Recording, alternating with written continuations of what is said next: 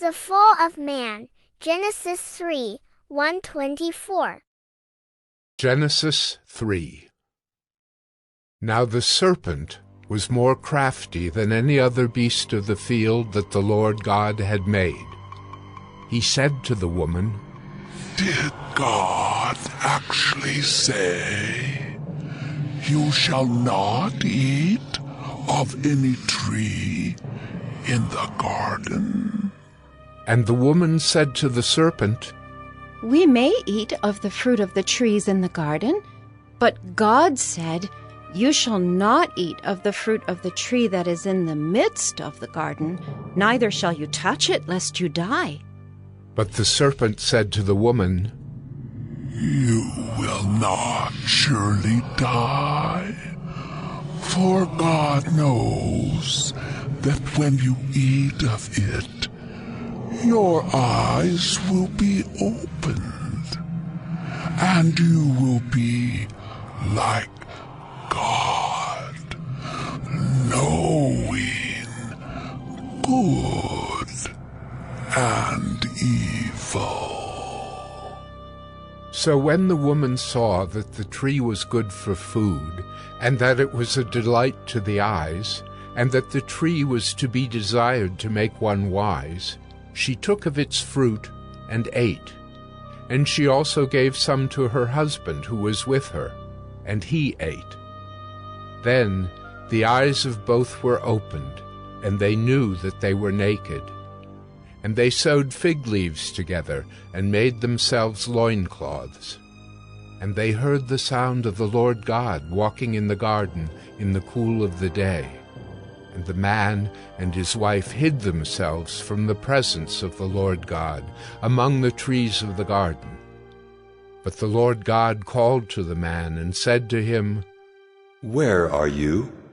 And he said, "I heard the sound of you in the garden, and I was afraid, because I was naked, and I hid myself." He said, "Who told you that you were naked?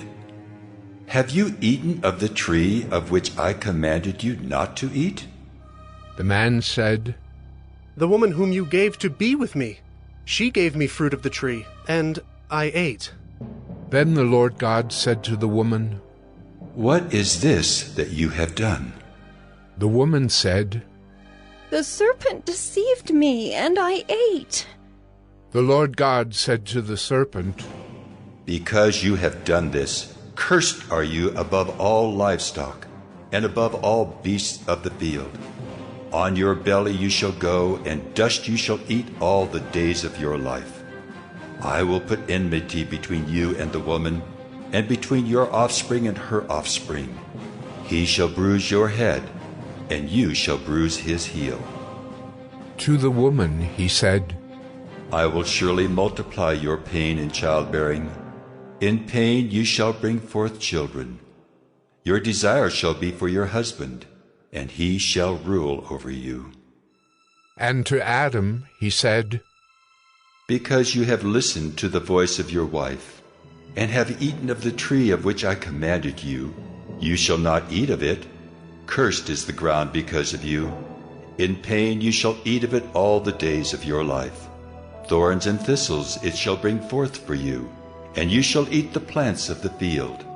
By the sweat of your face you shall eat bread, till you return to the ground, for out of it you were taken. For you are dust, and to dust you shall return." The man called his wife's name Eve, because she was the mother of all living. And the Lord God made for Adam and for his wife garments of skins and clothed them. Then the Lord God said, "Behold, the man has become like one of us in knowing good and evil. Now, lest he reach out his hand and take also of the tree of life and eat, and live forever." Therefore the Lord God sent him out from the Garden of Eden to work the ground from which he was taken. He drove out the man, and at the east of the Garden of Eden he placed the cherubim and a flaming sword that turned every way to guard the way to the tree of life.